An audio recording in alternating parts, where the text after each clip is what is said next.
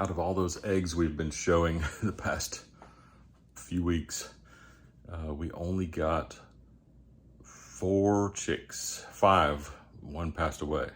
So one, I guess you could say 2 passed away because 1 never got out of its shell. It just pipped through the shell and couldn't get out. The guinea shells are really hard, and I don't think our chicks have been developing 100%. I've had to help every one of them get out of the shells. So I think we need to fine tune our humidity and make sure we're doing exactly perfect. And then I'm still not even sure if they can get out.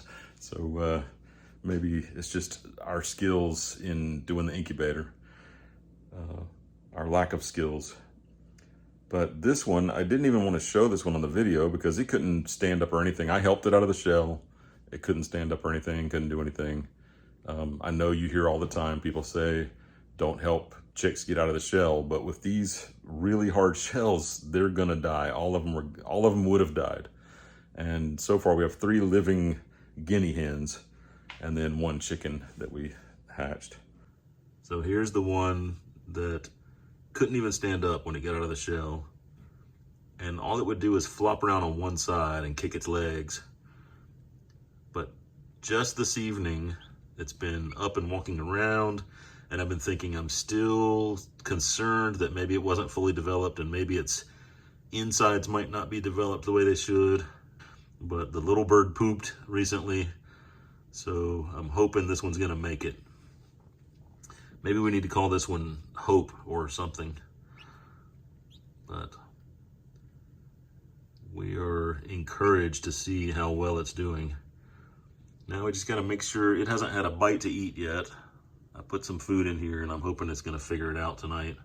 It has had a few sips of water, but it hasn't gone over and gotten water on its own. So hopefully it's gonna figure that out tonight too on its own. We'll see. I think it's gonna do well.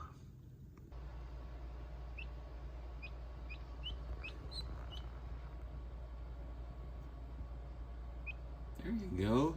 Get the food. First time we've seen the chick eat some food.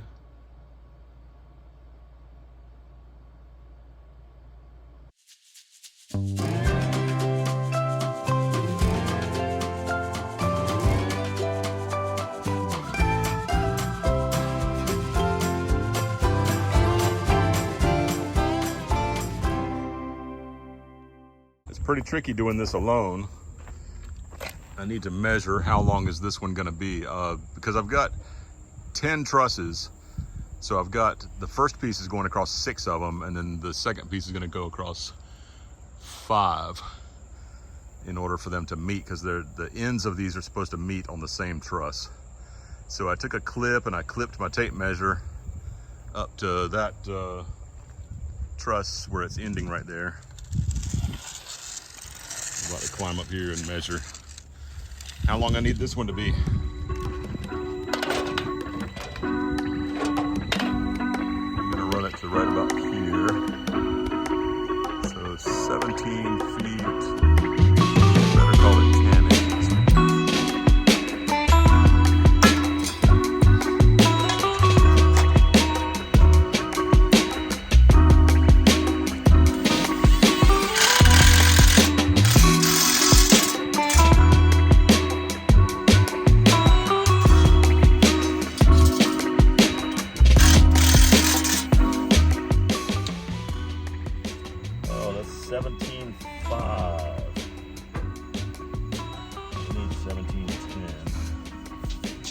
See if I can change the angle a little bit and just keep it 17.5. Try it, and if it doesn't work, it's no big deal. I'll just change the length of it.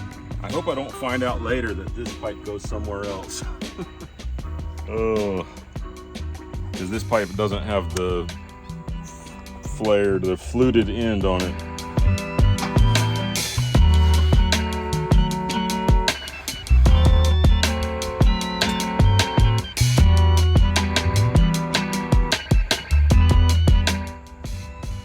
Clipping it there just temporarily, and I got it leaning up there so I can just pick it up and attach it when I get up there.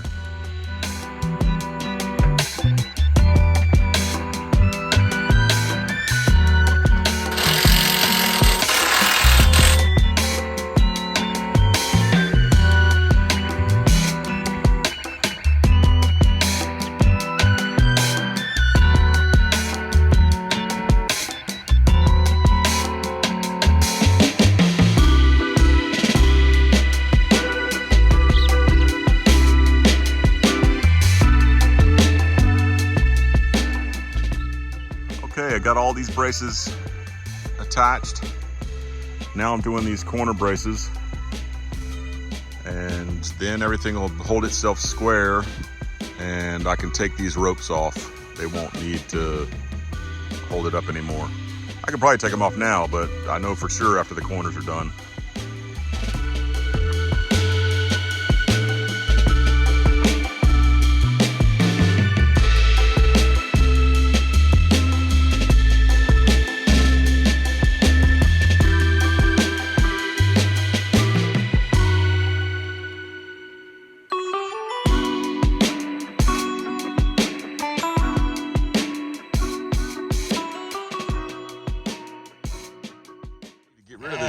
Pile. Hey, you're interrupting. We need to get rid of this debris pile and burn it up. But until then, I think the sheep would like me to leave it here. Of course, we're not going to burn it this close to the fence. It might melt the fence. We'll wait until the sheep have moved.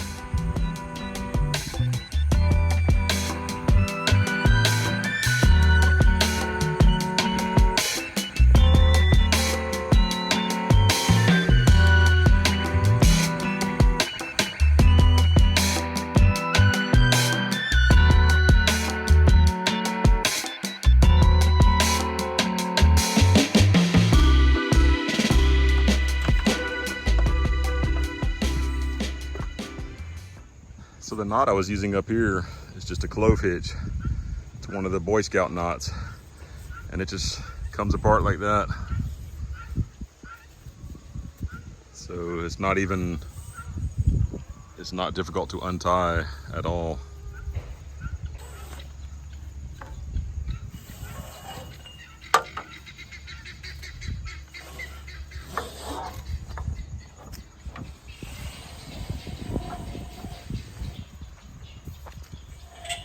Seeing the trees start to change color, we're getting a little bit of that.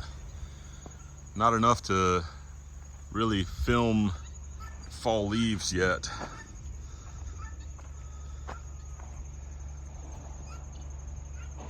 Here next to the outdoor bathroom, I found a chestnut on the ground. I just found another one right here. Nice.